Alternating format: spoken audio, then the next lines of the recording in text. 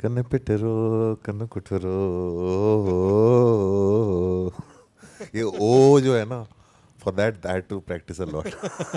షాహిల్ డిగ్రీ శేషన అంటే you love cinema so much, అంటే మీదైనా కానీ అదర్స్దైనా కానీ you love cinema so much. అంటే రీసెంట్గా మీరు అనాలజీ చేసిన gold fish and big fish అని అనాలజీ చేసినా కూడా దురంధర్ తెలుగు స్టేట్స్లో ఎలా ఉంది అనే దానికి మీరు రీట్వీట్ కూడా చేశారు రీసెంట్గా. So that much how you love cinema and మీకు ఎలా అనిపించి, అంటే ఈ యాంటిసిపేషన్ ఎలా ఉంది దురంధర్ 2 గురించి కానీ, అండ్ డెకాయిట్ ఎలా ఉండబోతుంది?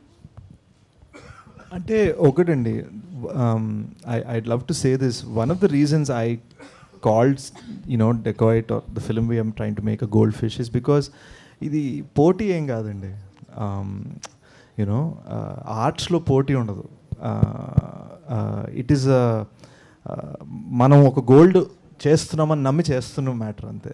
అండ్ దురంధర్ 1 థియేటర్ చూసినప్పుడు ఇది గోల్డే కాదు ఇది ప్లాటినం అని ఫీలింగ్ వచ్చింది.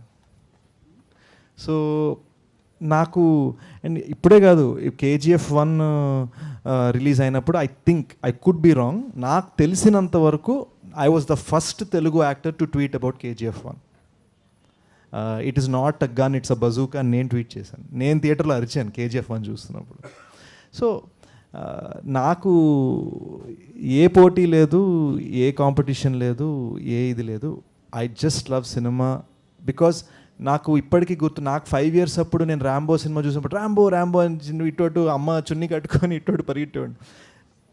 ఆ చిన్నపిల్లడికి తెలీదు what is competition, what is release date, what is box office collection, what is ఇది 1000 కోట్లు వచ్చిందా, ఎన్ని రోజులు ఆడింది, ఎన్ని సెంటర్లో ఆడింది.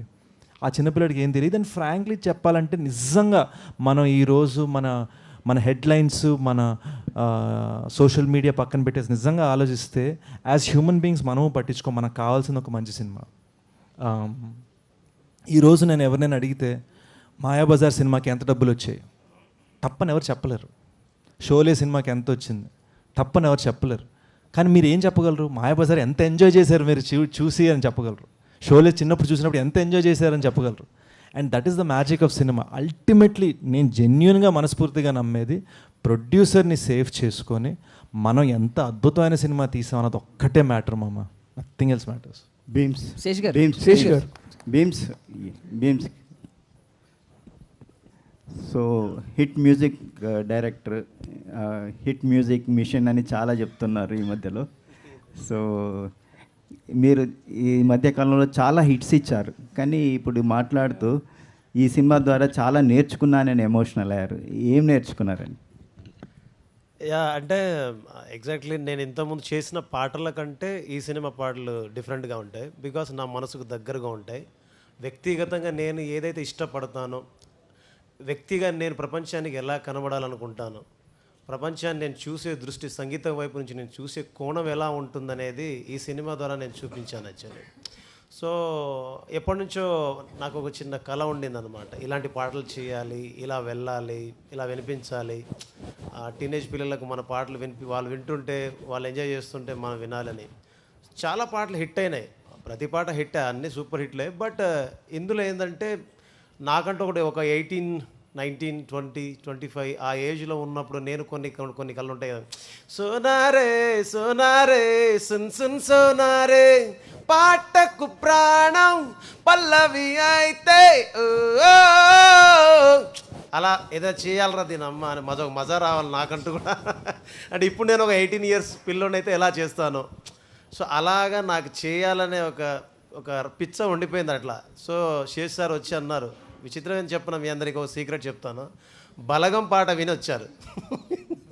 నేను షాక్, బలగం ఊరు పల్లెటూరుకిను మీకు నాకు ఏ సంబంధం లేదు, ఎవరన్నా అందరు ఆశ్చర్యపోతారండి వద్దండి అంటే, లేదు మనం చేస్తున్నాం అన్నారు.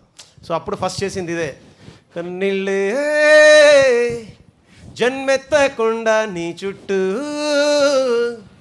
చిరునవ్వైపోతా మంటల్లే మండేటి ఎండ నిన్ను వచ్చి తాకకుండా వాన మబ్బు నవ్వుతా రుబరు ఏరుబరు ఏరుబరు ఒక రూబా. అది విన్నప్పుడు ఎలా ఉంటుంది? అలా నా పాట ఉండాలి, అలా అలా వింటూ ఉండాలి, అలా చెప్పుకోవాలి. So thank you so much sir. First of all thank you so much మీకు. మీరు